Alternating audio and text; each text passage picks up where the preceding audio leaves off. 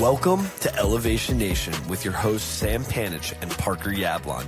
Elevation Nation is a community focused on bringing together young adults who are elevating themselves and others every day. Each week, we welcome a new elevator to share their story and experiences to help you conquer the real world.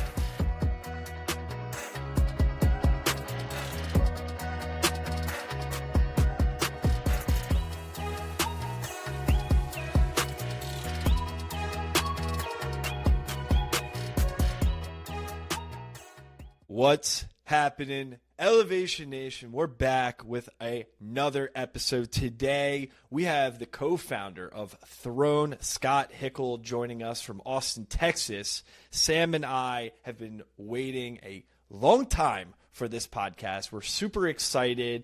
I'll let Scott talk a little bit more about what he's doing and his very unique product and mission that he has. Sam was saying he's going to nerd out this entire time. I'm going to nerd out, and Elevation Nation, nerd out with us, because this is going to be a fun one, an exciting one. Scott, what's going on, brother? Welcome to Elevation Nation. Parker, Sam, thank you guys so much for having me.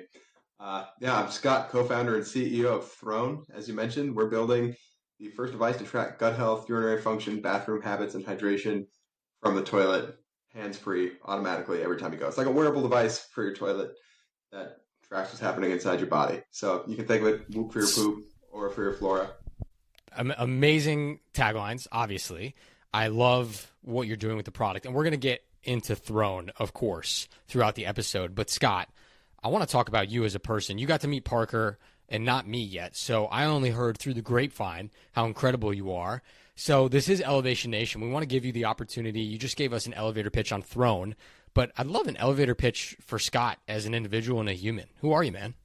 That's a great question. Right now, my identity is Throne, right? Like you gotta, when you're building something like this, you dedicate your whole life to it. And like, really, I do wear this as a jacket. You know, it's my second skin. But who I am, I try and be, positive, uplifting, grateful. I've got my little gratitude journal right here. My one religious practice is I write in this every single day. I was born and raised in the middle of nowhere, Texas, and I like to believe I'm just one of the luckiest human beings on the face of the planet. I got not one, but two loving families. Like, come on, how sick is that? I've got, 8 siblings. Didn't get into the schools I applied to undergrad. Instead, I ended up getting to go to the University of Texas, which was the best thing that ever happened to me. I studied mechanical engineering after changing degrees twice. I interned at SpaceX and decided I did not want to be an engineer. And then I went into startups. And that's what I've been doing for most of the last decade of my life, is just working in startups. So, in hindsight, I chose very little about my path. A lot of it was chosen for me, and it all worked out quite beautifully because it all led to doing something like, I was put on this planet to bring this concept into existence and touch a lot of lives. And that is, I take tremendous meaning in that. Tremendous meaning, purpose. I think we're going to get along, Scott. I think we're going to have a good conversation. First of all, thank you. For giving that background. I think it's super helpful. Thankfulness that you're sharing, obviously the spirit of Thanksgiving being so recent. But I was doing some research, obviously, as all podcasters should, about the person they're going to have a conversation with. And right from the get-go, obviously, LinkedIn says, you are on a mission to save 1 million lives. That's a bold statement right from the get-go. Obviously, I imagine that's through Throne. Maybe it's just through being Scott, or maybe the combination of both will save a bunch of lives. But talk us more through what that means to you. Yeah, this is through Throne. So Throne is, the device we're launching in February is a health and wellness product that can measure all those things that I talked about. The long-term vision for Throne is to build what we call the smoke detector for colon cancer. So colorectal cancer is the second deadliest cancer in the United States behind lung cancer. About 153,000 people were diagnosed with colorectal cancer last year. Of those diagnosed, a third died from it. So that's insane. And globally, it's close to about 900,000 people dying a year from colorectal cancer. And I sincerely believe that the device we're building and the version of this product that we will have in 5 years will be able to get people into getting the appropriate health care before cancer even begins, when you still have just little polyps. And the amazing thing about this, right, is there are life-saving innovations that save lives in a statistical sense, right? Like someone wearing a seatbelt, they get in a car wreck. You can't say for sure that seatbelt saved their life, right? It's a statistical thing, right? You know that seatbelts save lives, but like in most car wrecks, you're not going to point to the person and be like, wow, that seatbelt saved your life. Although in some you definitely can, right? For Throne, if we tell someone, this is the vision state of the product, but if we're able to tell someone, hey, you should go see a doctor because there is a abnormal pattern of bleeding in your stool, and they find a polyp and they get that polyp removed in a colonoscopy, like that 40-minute operation that we sent them to, we can legitimately say, like, we saved your life. Like, there's a very high probability that polyp would have developed into a malignant tumor. And right now, 1 in 3 people diagnosed with that tumor dies from that cancer. And so just looking at the numbers, basically to get to 1 million lives, we would need to save 50,000 lives a year over 20 years. And that is an incredibly aggressive number. But I believe, Throne, it belongs in every toilet in the world. Like, the other number to keep in mind here, right, is like 4% of Americans at current colorectal cancer rates will get colorectal cancer at some point in their lives. That's 1 in 25 people. Like, that probably meant like someone at your Thanksgiving table is getting colorectal cancer at some point in their lives. That's wild to me. And so building this on the smoke detector analogy, if let me put it this way, there's a far higher chance of you dying of colon cancer than dying in a house fire in 2025, right? And so for that reason, I genuinely believe like Throne belongs in every toilet in the world. And it's crazy because like right now it's in, a couple hundred toilets, beta testers. But like where this needs to go, I genuinely believe we could end up in a place where we're saving, 500,000 lives a year in a decade. And so my goal of 1 million lives in my lifetime is ambitious, but like totally doable. And like not only that, that's the world I want to live in. It's, again, when you have a mission that you're so passionate about, Scott, even just hearing you talk about it, it gets me fired up.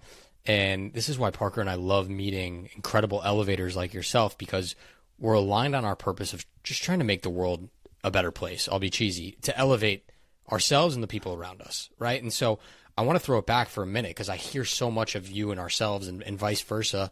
Parker and I first started this to help 2 people, myself and Parker. We were so lost as young people trying to figure out how to navigate this thing called life that we just wanted to talk to other incredible human beings to feel inspired, talk about young men's mindset, mental health struggles that we were having. And I remember telling Parker, we were 22 at the time, dude, if we have one person reach out to us and say, thank you, you helped me through a problem, it will make all these late nights and this grind worth it. And so you're throwing out big numbers, which I totally believe in, but I'll even challenge you, Scott, when and if, and you probably already have, helped one human being, it makes all this hard work so worth it. And it's just incredible. I think the fact that you want to have such a big impact. Of course, Parker and I want to do the same when it comes to young men's mental health and the mindset for young people. And I think if everyone was a little bit more altruistic in realizing that we can make a difference in the world, we certainly would have a better place. And so I'm with you. Let's get a Throne in every single toilet in America here. I have many ideas for how we do that. We'll talk offline. But I'm just excited for you. And of course, smoke detector for rectal colon cancer, right? That's a, worst case scenario, bad situation that of course saves lives. I also want to highlight the fact you are saving the quality of life in many people as well, which I don't want to skip over because as a Jewish kid who grew up with stomach problems, I've just accepted the fact that most things I eat will hurt my stomach for time after me eating them. I'm just a Jewish kid. We all have IBS, right? Like that's just how it goes. As I've done more and more research on health and wellness and the food I eat and inflammation in my gut and what things work and what things don't and processed foods and sugars, I've started to be more in tune. And this is where I said I was going to nerd out. And so I want to, for a second, Scott, to talk a little bit about the technology behind how the hell this even works. And then also how you're helping the quality of life and monitoring of just gut health overall with people. All right. So love that. Great questions. Thank you for sharing your story. So the device itself, it's literally a toilet camera. So it's a camera that clips onto the side of your toilet. So these little wings hold it in place. You put it on the side of the toilet, and then it's looking down into the toilet bowl. Every time you go, it works. So here's a motion sensor. So when you walk into the bathroom, the motion sensor wakes the device up, and then it pings your Bluetooth. So as long as you have your phone on you, then it'll know like, hey, this is Sam or this is Parker. Once it's identified a known Throne member, then these lights turn on. So the lights stay off until it actually recognizes that, this is a known entity. Then it turns on, records what's happening inside the toilet. You get up, you leave. It turns itself off once you leave, and then it all processes in the cloud using computer vision and AI. So we have a whole host of AI models looking at different qualities of your stool and your urine.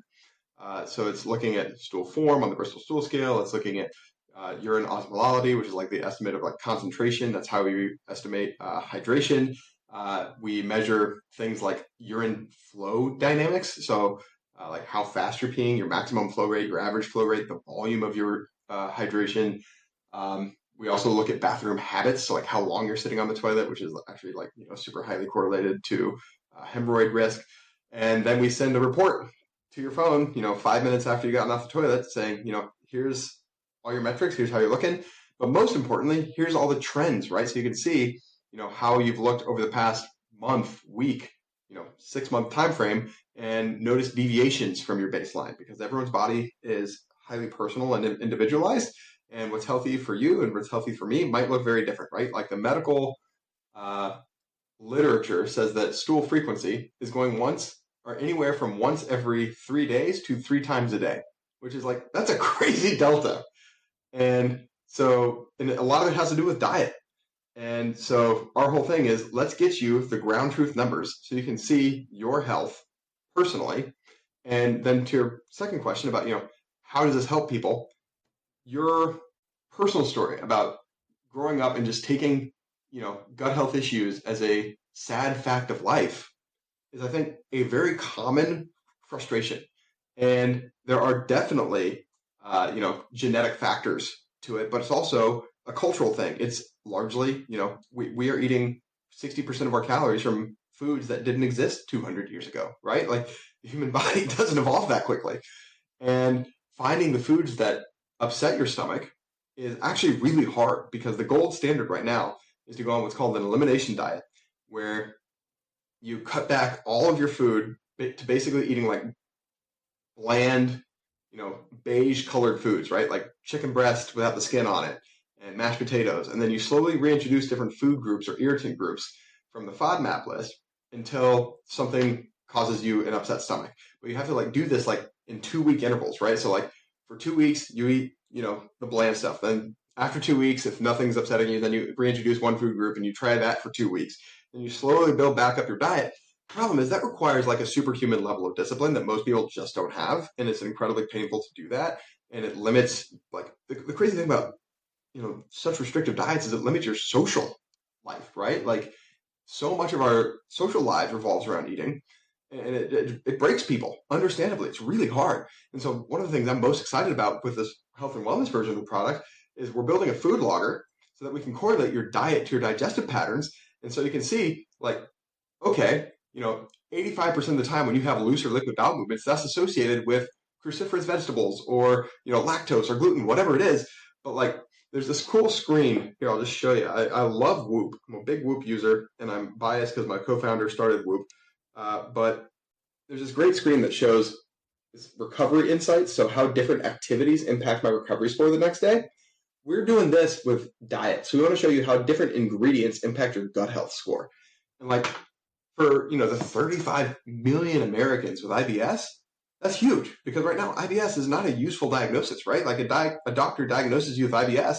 That's just a description of symptoms that tells you nothing about it. He told me to do what you said, Scott. He said, go on an elimination diet. And I said, dude, I'm a foodie. I love food. I can cut out a couple things, and so much so, and I'm sorry to cut you off, but the story is resonating so much with me, is I did one of those blood tests that, tells me some of the foods that I can or can't eat. And again, I don't know how accurate they were, but that's how desperate I was. I was like, there's got to be something that will help me stop having a stomachache every time I eat. And unfortunately, the blood test came back and said, so many foods that I thought were healthy. It said you're not good with chicken breast or turkey and broccoli and avocados. And I was like, bruh, that sounds like my lunch every day. So where do I go from here? And so, sorry, keep going, Scott, but it resonates so much of we have all these tools from these disparate companies that technology is speeding up. I love it. We're getting more advanced. You now are giving us just another data point that can be combined with your food tracker, with my Whoop or my whatever I'm wearing to show how much exercise I had that day. Did I sleep well? And AI is only getting more powerful, that we can combine all these different metrics and data together to finally, for the first time in human history, truly give us a full picture of human health. Yeah, that's exactly right. One of my favorite analogies I've seen on this is like my 2017 Jeep Cherokee has like 35 sensors in it. And I'm going to replace that car in the next 2 years, right? Like my body, I get one my entire life, and I use one sensor on it. And like most people don't even use that. But your quality of life basically comes down to how well you manage this vehicle. And the great thing about the toilet is there's two places that every human being visits every single day: their bed and their bathroom. And with the toilet, you don't need to wear anything, right? Like, real estate on my wrist, or like, smart rings like the Aura Ring. There's only so many rings and wrist-worn devices that people are willing to accept in their lives, and you have to worry about charging them. With our device, it has a month-long battery life, and it's automatic, and as long as you have your phone with you when you go to the bathroom, which most of us do most of the time, it's like getting, insights automatically. So, yes, I take your point. There's like so many other fun things that we can do. Like, another example I love is the urine flow dynamics. It's not just interesting, right? Like every guy loves to be able to say, like, that was the longest pee of my life. That, like, Gamify peeing. The first question everyone asks is like, where's the leaderboard?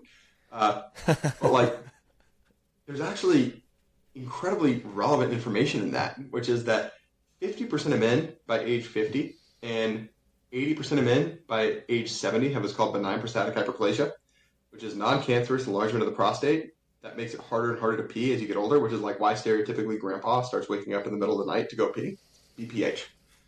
And right now, the standard of care for BPH or the state of the art rather, is you typically don't know that you have it until you become clinically symptomatic, and then you go in and see your doctor refers you to a urologist, and then the urologist says, you have BPH. And, you either have like staccato flow where it's like spurts coming out in spurts, or you're just noticing that like, you're not able to pee quickly and it takes you 2 minutes to empty your bladder, or you're waking up in the middle of the night, called nocturia. And by that point, you're typically looking at a clinical intervention or a surgical intervention where they're going to go in and either remove part of your prostate or insert a stent or, God forbid, a catheter. And I think that what we've built with Throne, because we can measure urine flow and the peak flow rate, like that's the number one metric for prostate health. And if we can identify these signs of deteriorating flow rate before it becomes clinically symptomatic, there are activities you can do, like Kegels, pelvic floor exercises. You can take supplements over the counter that help slow the progression of BPH and could keep you out of surgery for years, longer than you might otherwise. And like, that is so exciting to me, because that's like the perfect analogy is like diabetes versus pre-diabetes, right? Once you're diagnosed with diabetes, you are now managing diabetes for the rest of your life. Whereas if you identify pre-diabetes, you can do lifestyle and dietary changes that can reverse that course before you ever become diabetic full blown. And it's 100 times cheaper, and you're healthier and happier. And so like having these monitors to passively identify these patterns before they, breach our conscious perception can have such a huge impact on your quality of life in the back half of your life.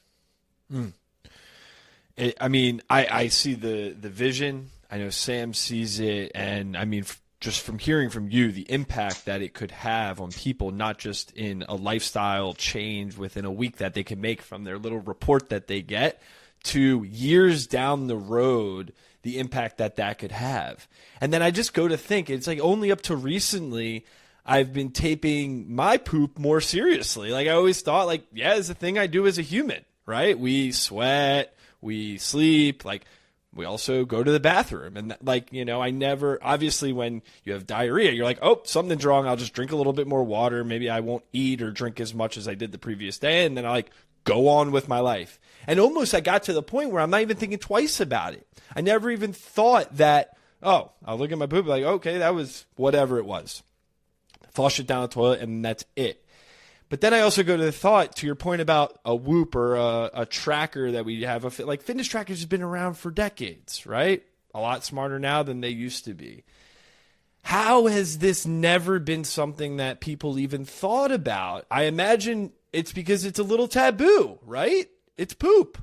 Yeah, great question. So short answer is people have talked about this and thought about this also for decades, but there hasn't been what I would consider a credible attempt at this for a number of reasons. The first is, to your point, is taboo, right? Like, my co-founder Tim and I, we first talked about this at a poker game in 2021, and then, like, joked about it for 2 years before we actually took it seriously. Like, you have to unpeel so many layers of this onion, like, you know, a lot of bad jokes and puns before you actually see the nugget of, like, holy shit, this could actually, you know, really meaningfully improve people's lives and potentially save lives. Like, pun intended there, by the way. It took me 2 years to get there, right? So I totally understand why a lot of people, their first reaction when they see this is dismissive laughter. Like, that was mine. So I think that's a big piece of this, is just the nature of it is so lowbrow in a sense, right? That said, the other piece of it is that the technology just wasn't here because we were using computer vision. And the alternative is, you know, Sam, you mentioned, like, taking a blood test. The alternative is, like, you know, taking stool tests, or, like, there's dipsticks that you can put in your urine and measure, you know, different analyte concentrations in your urine, but they're gross. People hate doing anything that involves, you know, collecting samples from the bathroom. Like, that is one of the worst user experiences you could possibly ask another person to do. And to have the technology that allows us to do what's called remote sensing, right, which is like non-contact measurement, you know, measuring aspects of your waist without actually having a sensor poke it and prod it, has been the unlock for us, because that's what allows us to have a hands-free automatic user experience. And, like, all of that really only became possible with this latest wave of AI innovation since, like, 2020. It's the perfect time for all this to finally happen, right? From a technology standpoint. I mean, Scott, I can only imagine your product roadmap, like, changing probably every 2 weeks, just from what technology and computer vision advancements and AI can now add more metrics and more predictions to what you can actually give people. So Godspeed. I'm sure that's fun to keep up with. But in addition, I think biohacking has become much more normal, especially for our generation. And I think that's happened for a few different reasons. I think knowledge is power. We now, through social media, are able to learn more. I think being healthy is sexy and cool now. And I also think, and I'm sure some doctors will give me some slack for this, much love, but they've had to run it very much like a business, right? I was telling Parker the other day, I went in for my annual physical, new doctor, great guy, super nice. Went in, it was one of the boutique concierge doctors. I expected a lot more than I got before. Guy didn't even touch me, right? Did not look. We took the blood test. He talked to me, and, like, I'm used to, you know, the hammer on the knee and the reflexes and all this stuff. There was nothing. And so I think there's almost this little bit of frustration that a lot of people, myself included, have had with the medical system of, you guys aren't preventative. You're not teaching me anything new. You're not looking out for me. You're saying come in when something is wrong. And that's not the life I want to live. I want to be in charge of my own health. I want to be preventative. I want to try to fix things because, to be perfectly honest, you guys aren't, and I don't trust you anymore. And so maybe I'm, like, a little bit out there in a conspiracy theorist, but I'm like, I'd rather be on top of my own stuff myself. Like, give me the data. AI, like, I had a medical issue the other day. This is probably not, I'm not a doctor. Don't take my advice, Elevation Nation. But I had a medical issue. I started just typing into ChatGPT, all the different things I was feeling, what was going on. It connected a medical issue that I went to the hospital for my sophomore year of college to symptoms that I'm having now as a prolonged and very typical cause that happens from this issue. It tied that together. I would have never thought of that myself. And so I think as technology continues to advance, I'm feeling excited because I'm finally feeling empowered with my own health. So everything you said, just yes, 1,000 times yes, right? I think culturally, it's not just biohacking. Consumer health is having a moment. You look at the Whoops and Auras and Fitbits and Apple Watch and even the blood testing companies like Function. Consumers are buying $500 MRIs from Ezra. Like, this is all happening now because, to your point, not that the American health system is bad, but it's not preventive. It is heavily reactive, and people don't want to get sick, right? The vision of health that I have, that I think so many people share, is the future of health is no nasty surprises. And that's it. And right now, doctors exist primarily to remediate nasty surprises. You have a symptom, you take it to ChatGPT, you come up with your own hypothesis, and then you go to a doctor to get effectively a second opinion at that point. That is how people interact with the American healthcare system in 2025. And so many people use their wearables and then take screenshots of their wearables, upload that to ChatGPT, and then take that analysis to their doctor. And we already have beta testers on Throne doing the same thing, right? Like, to your point about, impacting just one person's life, one of my favorite stories is, like, we had a guy basically say, what we were talking about with the nocturia, he was like, I didn't realize that I was waking up in the middle of the night to go pee until it showed up in my Throne data, and then I uploaded screenshots to ChatGPT and had a conversation with Chat, and it recommended me a bunch of supplements, and I've added those supplements to my routine, and guess what? I don't wake up to pee anymore. And, like, that seems like such a small thing, but, like, that's the canary in the coal mine, right? We're going to have millions of people doing this with Throne data in a very short amount of time. And already people are doing this with every other wearable under the sun. And, I think the long term where this is going to go is some company is going to hoover all of these up and put them all into one system so they're all talking to each other. And they're able to do predictive analytics and be able to say, okay, based on what we're seeing with your gut health data and your respiratory rate and your cardio, it looks like you might be at elevated risk for, XYZ disease. Let's get you a blood test right now. Like, that's where this is headed. Yeah. When they all talk to each other, it's going to be incredible. And Scott, I'm going to give you my next idea that probably already exists. I'll only take 5% for this idea. I think your next company should be called Fridge, to help me track what snacks I take out of my fridge, so I don't have to write them down. And it just what about the pantry? Pantry, we can call it all of it. Whatever, take your pick. Just scan it for me. I always forget to write it down. Get the metric. Like, just tell me how much of something I ate, and then you can get the data of what goes in and what comes out. So, all right, there you go. That's my idea. Basically, you just need a camera in your mouth, Sam, at that point. Yeah. How about that? I'd be like, dude, stop eating so much. Yeah. I know a guy who built a necklace camera for exactly this purpose, which is kind of a cool idea. That's wild. Okay, so you wear the necklace. It tracks literally what you're I feel like we're going to, you see the contacts, the AR and all that type of stuff. Who knows what's going to come from it. But, Scott, I mean, obviously, incredible story. Amazing. I can't wait to see it. Like, I want to hold it physically one day. I want to, literally put it, first of all, on my toilet and then tell everyone about it because I'm so enthralled by the mission and what you guys are doing. But I imagine building something in a space, it almost feels like a blue ocean for you, right? I mean, I've never seen this. I've never heard about this ever. Your days are probably full of just everything. And Sam and I at Elevation Nation, we talk all about mindset. You said your whole life, when you gave us your elevator pitch earlier, your whole life is Throne right now.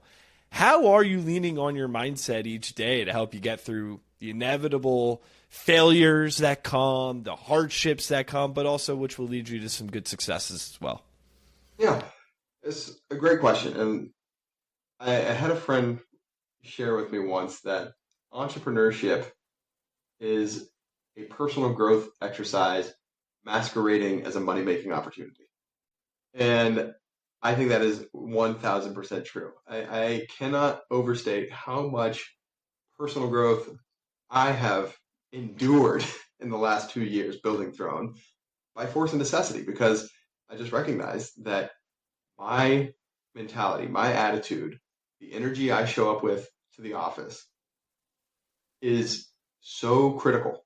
And like when I have a good day, I have a strong presence. I know that about myself. When I'm having a good day, people can feel it.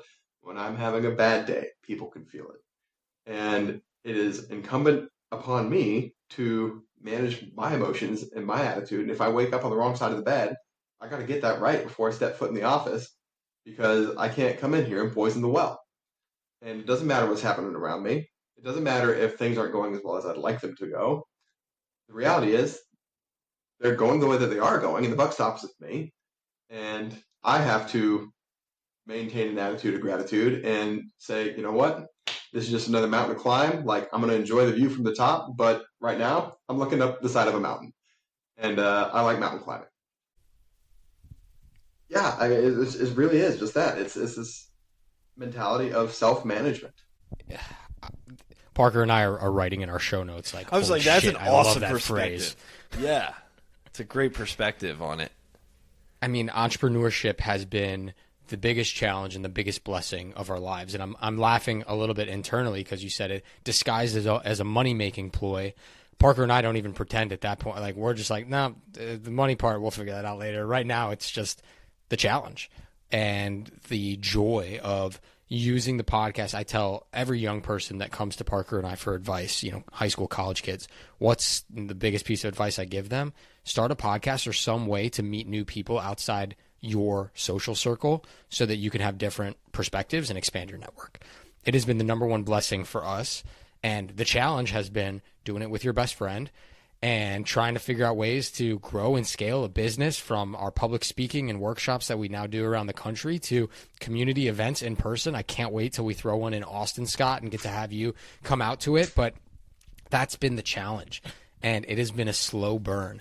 But God, has it helped us grow into the young men that we wanted to be, and I would not have it any other way. I think entrepreneurship is that gift that, again, you help one person and you helped yourself. Whether it makes $1 billion or not, that is what brings me the joy and fulfillment. And I know for Scott, you're feeling the same way. And I just love that mindset piece. I guess I'm curious, right? You mentioned you got to keep your head on straight. You got to stay positive in the office. What do you do when you're having those moments of despair? Is there someone that you go to that you can kind of vent in a private space? Like, I have Parker. He has to deal with my shit, but he talks to me off a ledge, right? Who do you have that's kind of in your corner to help you? Oh, that's my dad. My dad's a serial entrepreneur. He's one of my best friends. I talk to him 2-3 times a day. He's my lifting partner. We work out together. Like, he has been through it all. He's been through it worse than I have. And like, he's come out the other side, and through all of this, like, has been, a rock. Love it. I mean, having someone who, in your case, your dad, who knows you your entire life, or knows you as probably better than you know yourself in some cases, like, be there for you, I imagine is very helpful. It's pretty incredible. I have to ask about the journal, though. You mentioned it earlier. What are your prompts? Like, what are we writing down on a daily basis? You said this is your religious practice. Oh yeah, I don't miss a day. And if I do miss a day, I don't beat myself up over it, but I try not to miss a day. But yeah, so it's every day there's a handful of prompts. One is, what am I grateful for? And there's three lines. And then, what would make today great? And I just use that as my to-do list. Like, what are the things I got to knock out today to have it be a great, successful day? And this is something that, talking about my dad, like, from a very young age, he always said, if I just get 3 things done in a day, it was a good day. And I think that is so true. And in entrepreneurship, when there's 10,000 things you can do in any given day, just to have the focus and say, okay, like, this is the clarity of mind of, these are the 3 things that actually need to get done. And then at the end of the day, I'm going to go back and grade my paper. And sometimes priorities shift, and like, that's okay. But it's good to know, here are the things I thought I was going to get done today versus here are the things that actually got done. And, so I write those down. And then there's a line for positive affirmation. I write down 4 every single day. And then in the evenings, there's room for good things that happened today and then what I learned today. And I'll be totally candid with you, I don't always fill those out. This is mostly for me a morning exercise. So I try and retroactively fill out what happened last night. But like I'm not sitting down and journaling evening and morning. It's just this is with my coffee. It's a beautiful habit. One, Parker and I love practicing ourselves, and even just 3 minutes of time in your own brain without a distraction, I think is 2 to 3 minutes more than most of society does. So for Elevation Nation out there listening for ways to ground yourself and continue to elevate your mindset, that is a 2 to 3 minute practice that I don't want to hear the excuses. You can find 2 to 3 minutes. And if not, Parker and I will buy you a journal. So we'll give you all the tools that you need. Scott, I want to move us on to our rapid fire segment. We got a couple quick random questions we want to throw your way. Are you ready, my friend? Please. Okay. With Throne, right? New business, up and coming. You guys are crushing it. We know how important marketing and breaking this taboo is to modern society. So if you could pick a celebrity, fictional, a real person, a character from a TV show, movie, whatever it may be, to be a brand ambassador for Throne, do you have a dream collaboration that you'd like there? Yeah, it's a tie between Oprah and Ryan Gosling. I like both of those people. Okay. I think it would be a hit. Hit all the demos it would be right a there. hit. Oh, yeah. All right, my rapid fire. I have a couple. Like, Sam, I feel like we got to go through these. They're pretty funny, but also fun. It was a good one, Sam. Yours was good, too. All right, Scott. If your gut could whisper one piece of advice to your brain, what would it be? So the number one thing I've learned about my gut using Throne is that stress is the biggest driver of my gut health, right? When I'm stressed, it shows up in my gut health. When I was fundraising, my gut health was like all over the map. As soon as I closed the fundraise, like life went back to regular. So if my gut could whisper one thing to my brain, it'd be calm down. I think it's beautiful, right? Stress, people think is now just part of our everyday life. And so it's nice to have some metrics that back it up. Like, dude, calm down. You're hurting your tummy. It's everyone hears about the gut brain axis, but like actually seeing it show up in my own data was surreal. The second brain of the gut. I know I didn't even get to nerd out on all those stuff. We'll take it offline, Scott. Okay, next one. We talked a little bit about the product roadmap. Technology's evolving. Computer vision abilities are evolving rapidly. Is there a dream statistic, a piece of data analysis that you are hoping one day through technology Throne will be able to help uncover for people? Yeah, fecal occult blood. So that is one of the earliest signs of colorectal cancer. There are a lot of things that can cause fecal occult blood. Not just colorectal cancer. It can be hemorrhoids, fissures, fistulas, ulcers, like all sorts of stuff. The thing that I'm really excited about, though, is right now the current standard of care is this thing called a fecal immunochemical test, where you take a sample of your stool, ship it off to a lab, wait 2 to 4 weeks, get your results back, and it tells you if there's blood in your stool or not. But you only took that one sample, and most people won't even do that. We can sample every single time you go to the bathroom in real time and look at the pattern of bleeding over the course of the last month or two. And so if you have a transient bleed, right, that could be a hemorrhoid. That's just like not nearly as concerning as bleeding that increases monotonically over the course of a couple months, because if the bleeding gets worse and worse and more severe, then you want to like throw up the yellow flag and be like, hey, go get this looked at. And not this device. This device does not do that, but we have a version in the lab right now that that'll be a future release that is about 100 times more sensitive than that fecal immunochemical test we were talking about. These are not clinically validated numbers, so don't quote me on this. This is not marketing, but this is, early results indicate that we will be able to do that. And that is the thing that's going to save lives. Like, that is so exciting to me, is being able to see blood that is invisible to the naked eye. And if we can do that, the world will be materially better. It's exciting. That is very exciting. All right. Last rapid fire, Scott, I got for you. Besides a bathroom, what's the most surprising place you ever had a breakthrough idea? Ooh. Poker table. Easy, right? Like, there you go. The name Throne was born in the poker table. Tim was like, hey, smart toilets. And I was like, clearly you would name that company Throne. And I would never have guessed that, 4 years later, we'd have a handy dandy little box with a product that we've made in it. That's wild. Hell yes. So I don't know if you ended up winning money that poker game, but I think you came out on top no matter what, because the idea was born, and look at you now, man. Well, I appreciate that. I definitely lost money. I'm terrible at that. Fair enough. All right, Scott, our final question, man. This has been a pleasure. As I said, we're going to have to find more time to just hang out and nerd out and talk ideas and brainstorm together, but I want to be respectful of your time. We end every episode with something we call a mental motto. It's a phrase, a quote, a slogan that embodies who you are and how you live your life. Over 250 elevators have come onto the podcast and shared their mental motto with us and thousands of young, incredible people across the globe as we speak with them in our workshops and our keynotes. And so, Scott, we want to ask you, man, what is your mental motto? So one of the things that I write in my journal every single day is I'm a fount of good energy. And I try and live up to that, you know. It's not every day, but I think if I can live up to that more days than not, it's been a good life. Did you say that on purpose because of the Good Energy book that Sam and I both read that inspired this whole world for us? No. But I'm familiar with the book. It's Casey Means, and Yep. I have been meaning to read it. Yes. Do you already have it? Do you have it? Yeah, I was going to say, because if not, Parker and I would love to send you a copy as a thank you.